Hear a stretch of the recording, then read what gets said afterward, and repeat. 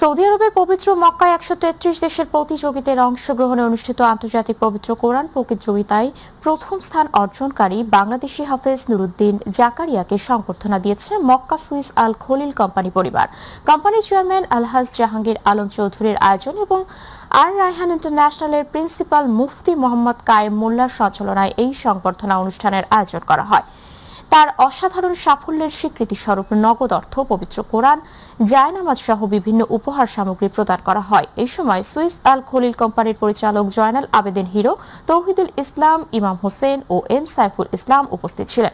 অনুষ্ঠানে বিভিন্ন কোরআন প্রতিযোগিতায় শ্রেষ্ঠত্ব অর্জনকারী হাফেজদের পাশাপাশি মহাসচিব মুফতি মোহাম্মদ মহিউদ্দিন হাবিবুল্লাহ মক্কি, মুফতি মাওলানা সোয়াইব আহমেদ আজহারি ও হাফেজ জায়েদ আব্দুল্লাহ বক্তব্য রাখেন।